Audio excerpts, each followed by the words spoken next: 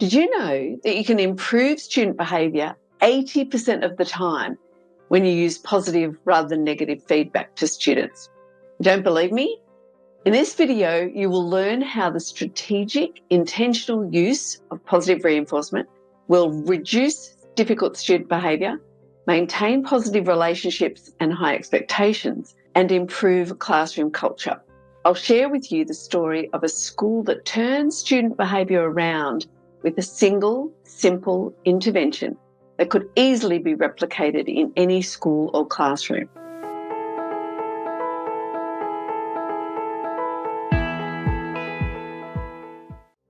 My name's Mari Amaro.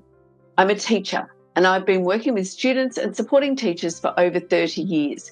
I'm passionate about teacher wellbeing and I combine research and experience to provide teaching strategies that improve teacher wellbeing and improve practice in the classroom so that you don't use any more extra time. Strategies that can actually give you back time because you're working more effectively. I love coaching teachers so that they learn to thrive in the teaching profession, not just survive. Improved teacher wellbeing means improved student wellbeing, and that contributes to better academic and social outcomes for all students. If you'd like to learn more about teacher wellbeing, please subscribe to our channel and ring the bell so that you receive notifications of all our videos. We put out videos twice a week, so make sure that you don't miss any of the content. When you subscribe, that helps to support the channel, means that we can get getting these videos out to more teachers and support them. And if you know anyone who would benefit from seeing these videos, please share them. Share them around to your colleagues, to people who you think would benefit from seeing them. A colleague recently told me the remarkable story of research that demonstrates clearly how positive reinforcement can work to improve student behaviour. Positive reinforcement refers to anything that increases the likelihood that a behaviour will be repeated. And you can be positively reinforced in any number of ways, by your own feeling of success, other people recognising your behaviour and commenting favourably on it, by enjoying the activity that you're doing, and any positive flow-on effects from that action. The story of the research was told by Tim Lewis, Professor of Special Education at the University of Missouri, at a Positive Behaviour Intervention Supports Conference, or PBIS as it's known in the United States. A PBIS school in California had spent 2 years implementing universal strategies across the school. The universal strategies are the systems set up across the school to support all students.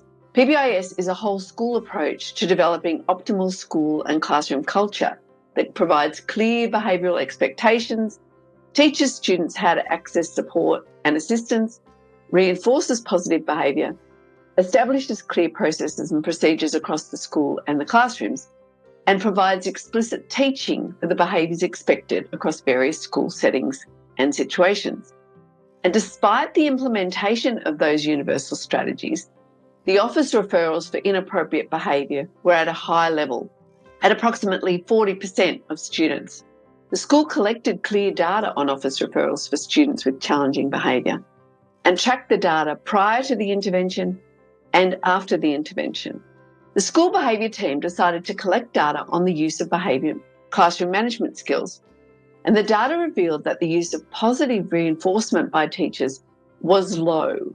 The recommended ratio of positive to negative student interactions is 4 positives to 1 negative, and that's considered the optimal ratio to maintain positive relationships with students and manage behaviour more effectively.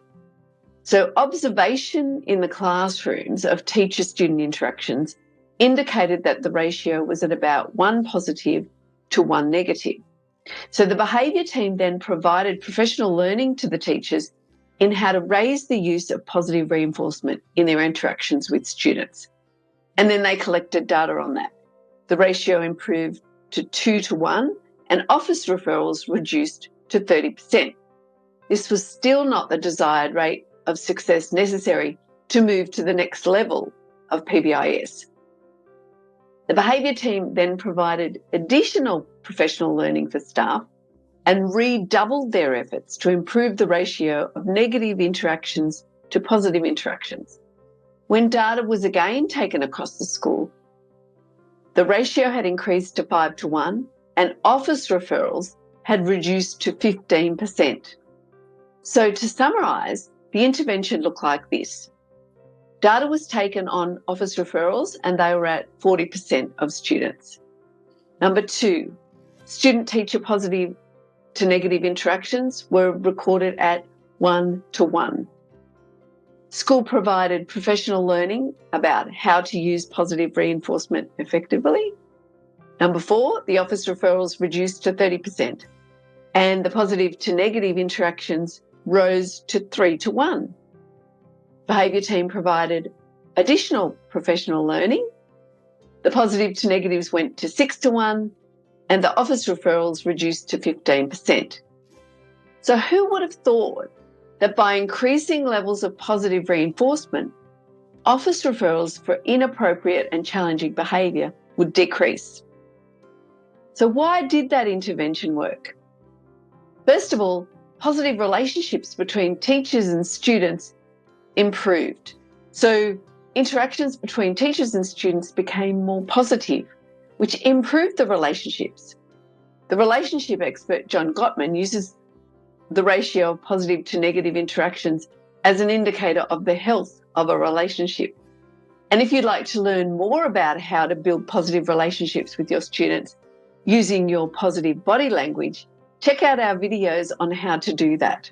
Next, specific feedback about student behaviour reminded all students of the expected behaviour, because when you give feedback to one student, lots of other students hear what you say. So students were hearing additional reminders of appropriate behaviour and they were hearing it in positive ways. And when teachers reinforced other students and described their behaviour, that encouraged them to do that more often. It built a positive classroom culture. So when teachers increased the ratio of positive to negative feedback, the climate of the classroom became more positive, which enhanced students' sense of belonging and created a flow-on effect to student behaviour. If you'd like to learn more about how to build a positive classroom culture with your students, please check out our videos on why it is important to have a positive classroom culture and lots of ideas of how you can actually do that in your classroom. We know that what we focus on grows, so focus on growing the positive. When teachers were more focused on the positive behaviour they saw, the positive behaviour increased in intensity and frequency. The lesson here is that we don't get less inappropriate behaviour by focusing on the students' inappropriate behaviour. We get more positive behaviour when we focus on the students' appropriate and positive behaviour.